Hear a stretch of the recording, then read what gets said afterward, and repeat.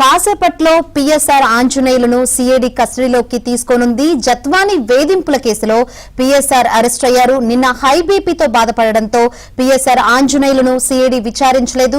ఈ క్రమంలో ఇవాళ మరోసారి కస్టడీకి తీసుకొని ప్రశ్నించనున్నారు. మరిన్ని వివరాలు అందించేందుకు మా ప్రతినిధి ప్రసాద్ సిద్ధంగా ఉన్నారు. ప్రసాద్, శంకరి ముంబై నటి జత్వాని అక్రమ అరెస్టు నిర్బంధం కేసుకు సంబంధించి అరెస్ట్ చేశారు. విజయవాడ జిల్లా రిమాండ్ ఖైదీగా కూడా కొనసాగుతా ఉన్నారు.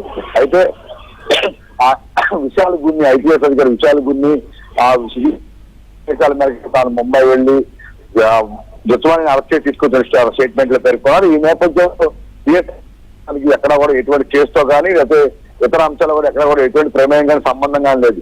ఈ నేపథ్యంలో తాడేపల్లి ప్యాలెస్ కావచ్చు లేకపోతే వైసీపీ నుంచి కేసరాంజలికి వచ్చిన ఆదేశాలను ఆయన పాటించుంటారని చెప్పి సీఏ నేపథ్యంలో మరింత సమాచారం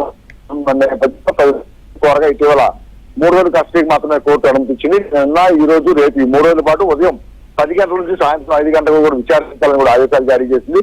అయితే నిన్న తొలి రోజు 10:30 గంటల సమయంలో జిల్లా జైలుకి వెళ్ళిన సిఐడి అధికారులు ఆయన్ని ఒక కస్టడీలోకి తీసుకున్నారు. అక్కడ నుంచి వైద్య పరీక్షల నిమిత్తం ప్రభుత్వ ఆసుపత్రికి తరలించిన నేపథ్యంలో అక్కడ పరీక్షించిన వైద్యులు ఆయనకి హై బీపీ ఉన్నట్టు కూడా నిర్ధారించారు. దానివల్ల కొంత ఇబ్బందిగా అతను ఇబ్బంది పడుతున్నట్టు కూడా గుర్తించారు.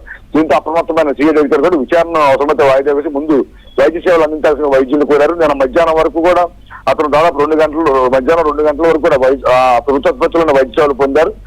అయినప్పుడు పూర్తిగా కంట్రోల్ కాలేదని వైద్యులు చెప్పడంతో ఈ రోజు విచారణ కరెక్ట్ కాదని చెప్పి మళ్ళీ మధ్యాహ్నం జిల్లా జైల్లోనే పిఎస్ఆర్ ఆంజనేయులను అప్పగించడం జరిగింది. అదే ఈ రోజు విచారణ కొనసాగిద్దామని భావిస్తున్న నేపథ్యంలో ఇంకా ఇప్పటికైతే సిఐడి అధికారులు ఇంకా జిల్లా జైలుకి చేరుకోలేదు. మరి కాసేపట్లో చేరుకునే అవకాశం ఉంది. మరోసారి వైద్యులు సూచనల మేరకు విచారించాలా వాయిదా వేయాలనే అంశాలపై ఒక పద్ధతి అవకాశం ఉంది. Right, thank you Prasad.